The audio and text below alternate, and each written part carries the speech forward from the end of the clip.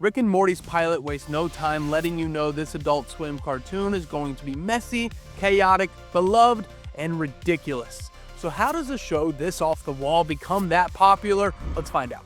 Episode 1 of Rick and Morty doesn't try to ease you into anything, it throws you right into the blender. A drunk as hell Doc Brown knockoff named Rick and his walking nervous breakdown of a grandson Morty, and it expects you to just keep up. The plot is simple. Rick needs to travel to another dimension to collect some strange alien seeds for his research, so naturally he pulls Morty out of school and drags him along.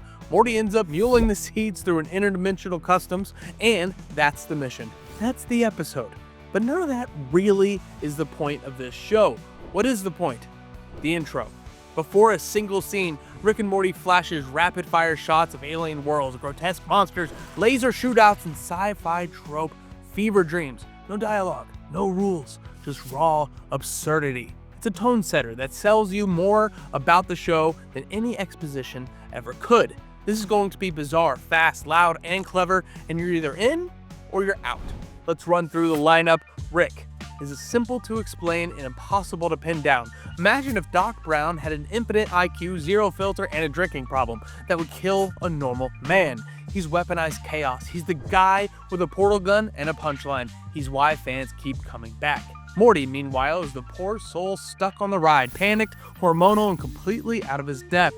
He hates being dragged into Rick's madness, but he has the perfect partner because he grounds it. Rick sees something in Morty, in this case, a convenient place to hide alien drugs. And I'm gonna need you to put them way up inside your bottle, Morty.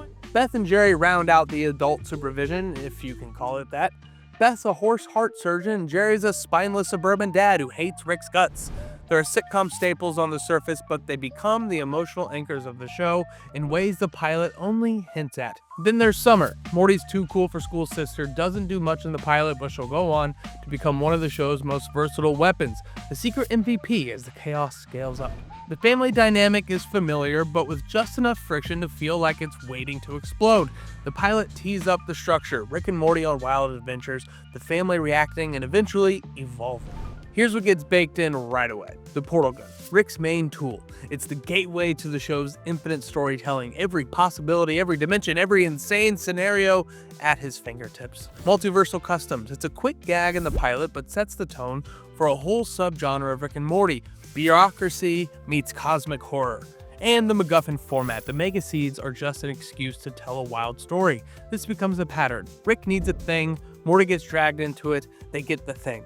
And then there's Rick's signature style, his drunken rambles, unfiltered arrogance, and constant use of the word Morty. It's Morty, Morty, Morty, Morty, Morty, Morty. In this episode alone, he says it 113 times. That's not a joke. It's branding, and it sticks. The blueprint here is grotesque but brilliant, loud and crude on the surface, but with layers to reward the rewatch. It's the smartest dumb show or the dumbest smart show, depending on the scene. There's real depth later on, emotional arcs, sci-fi commentary, even existential dread, but none of that works if the pilot doesn't get you to buy in to the madness. This could have been a barrier to entry, but the creators don't really care. They go full throttle from minute one, and that confidence becomes the secret sauce of the show. The multiverse allows Rick and Morty to cover everything: love, depth, family, philosophy, time travel, teenage awkwardness, and farting cloud gods, voiced by Jeremy Clement. I'm gonna miss you, fart. The format is limitless because the rules don't matter. From this chaotic little pilot came one of the most quotable, memeable, and surprisingly thoughtful shows in modern animation. It helped usher in a new wave of adult animation, not just raunchy, but narratively bold. Shows like Solar Opposites, Inside Job, even Invincible to an extent, all owe some of their structure and attitude to Rick and Morty. And through it all, fans keep telling their friends the same thing. Just give it a chance, you'll like it. There's no hand-holding here, no apologies, no filter. The pilot is just the foot into the door, but it's already sprinting when it gets through. The jokes are fast, the tone is locked, the voice already in mid-season form. It feels like the rare kind of show that understands the assignment from day one. It's like they wrote 4 seasons and then made the pilot. And even though it gets deeper later, it had us at the second Rick burp mid-sentence. Tell you how I feel about school, Jerry. It's a waste of time. It's the kind of show that if you don't get it, get out. But if you do, you're all in.